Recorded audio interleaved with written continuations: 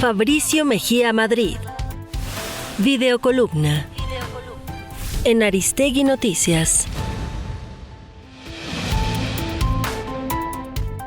En muchos países, el poder judicial se ha convertido en un lastre para las democracias. No hablaré en esta ocasión del rezago, el nepotismo, la corrupción de la justicia mexicana.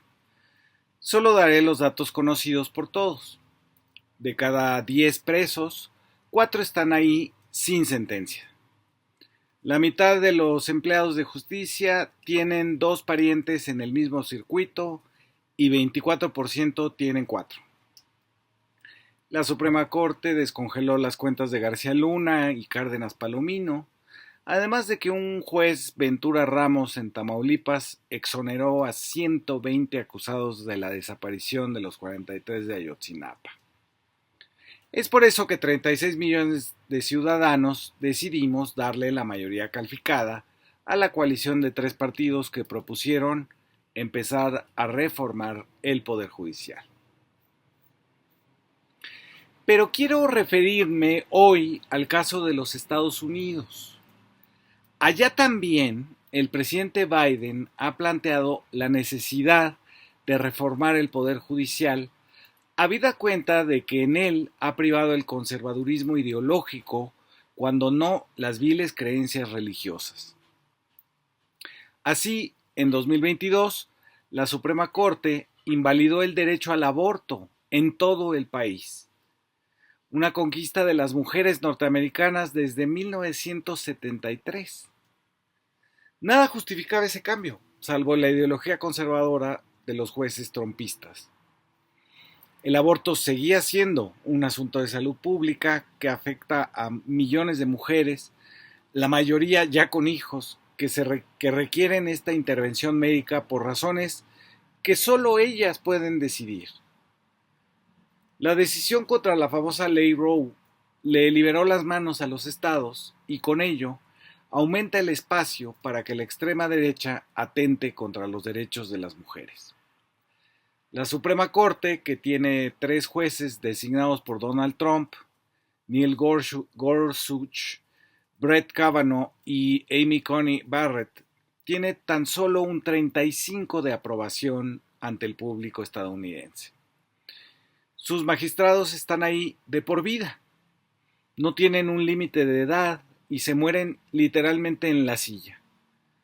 Biden ha propuesto que tengan un límite de 18 años en el puesto. Ahora es en promedio de 26 años, que es cuando se mueren los jueces o piden su retiro. Los jueces federales están regidos por el artículo 3 constitucional, que dice que su término es, óigalo bien, hasta que tengan buena conducta, lo cual es tan ambiguo y ridículo que se ha asimilado con la idea del ministerio eterno. ¿Quién califica cuando un juez ya no tiene buena conducta? La ley no lo establece y entonces los jueces se retiran por propia voluntad o muerte. El otro problema que ataja la propuesta de Biden es que el Congreso le dicte a la Suprema Corte un código de ética. Por ejemplo, como en México, en Estados Unidos, que un juez se retire de la discusión de un caso donde tiene conflicto de interés es puramente voluntario. Aquí se le daría al jefe del tribunal la facultad de ordenarle al juez que si se va a votar un caso en el que haya tenido intereses o sus parientes hayan estado involucrados, que se recuse de intervenir. La otra cuestión ética han sido los regalos que reciben los jueces y que no están regulados. Así, un juez como de la Suprema Corte como Clarence Thomas o Samuel Alito, así se apellida, no es su apodo, recibieron millones de dólares en viajes gratis, estancias en hoteles exclusivos de magnates y obras de arte. Nadie revisó si esos regalos afectaron sus sentencias. Ante las evidencias de corrupción, el líder de la mayoría en el Senado, Chuck Schumer, llamó a la Suprema Corte un cenagal. Pero a diferencia de lo que se está proponiendo en México, los magistrados seguirán teniendo con Biden el mismo origen presidencial, dependiente de los compromisos o creencias del presidente en turno.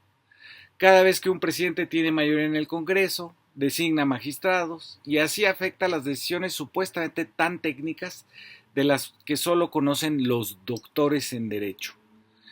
Con la propuesta de Biden tampoco se afectan sus dinámicas ideológicas en cuestiones que no deberían de ser partidarias o religiosas, como la salud reproductiva de las mujeres. Lo cierto es que la reforma del Poder Judicial en México implica abrir las propuestas a los tres poderes de la Unión, el presidente y a la propia Suprema Corte, además de la Cámara de Diputados. Luego, mediante un proceso de votación, legitimar esas propuestas en las urnas. No es, como han repetido los mentirosos a sueldo en los medios corporativos, que cualquiera podría ser juez, el vecino borrachín de la cuadra con muchos amigos que votarían por él, sino a propuesta de comités técnicos, en el caso del Congreso de la Unión, como se hizo en el ejemplo de las designaciones en el INE. De ese comité pasarían a la votación de las 3/4 partes y luego a las urnas. Lo que se está tratando de evitar es parecido a lo que ha desatado los impulsos reformadores en Estados Unidos. Allá fue la cancelación de una ley a favor del derecho de las mujeres. Acá fue sin duda que unos jueces le negaron a México como país la posibilidad de decidir sobre su generación de energía eléctrica y el precio sin cambios de la luz. En ambos casos, el interés general no prevaleció y se afectan a grandes grupos de la población, como son las mujeres o los consumidores de energía eléctrica. En ambos casos también, ni las protestas ni los llamados a la sensatez tuvieron ningún efecto. En Estados Unidos se prefirió que la Corte se desprestigiara. En México se propuso una reforma que legitimara al Poder Judicial con un respaldo de 36 millones de votantes que le dieron con ese mandato la mayoría calificada a una coalición encabezada por el partido de la presidenta.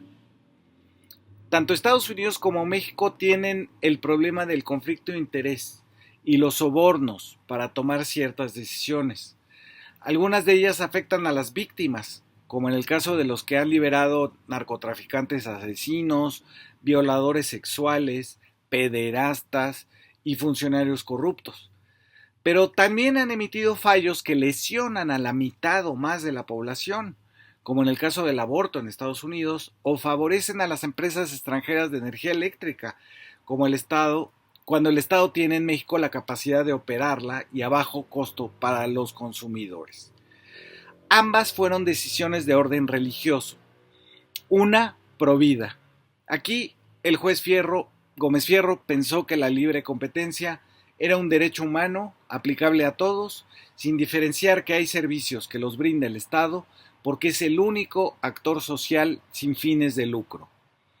Es por eso que se han propuesto ambas reformas en ambos países. Nosotros ya vamos en la ruta de la limpieza total de la justicia, que deberá abarcar en un segundo momento a las fiscalías federal y estatales y hasta a los policías de investigación. Pero ambas, las de Estados Unidos y la de México, son sin duda reformas generacionales. Fabricio Mejía Madrid. Videocolumna. En Aristegui Noticias.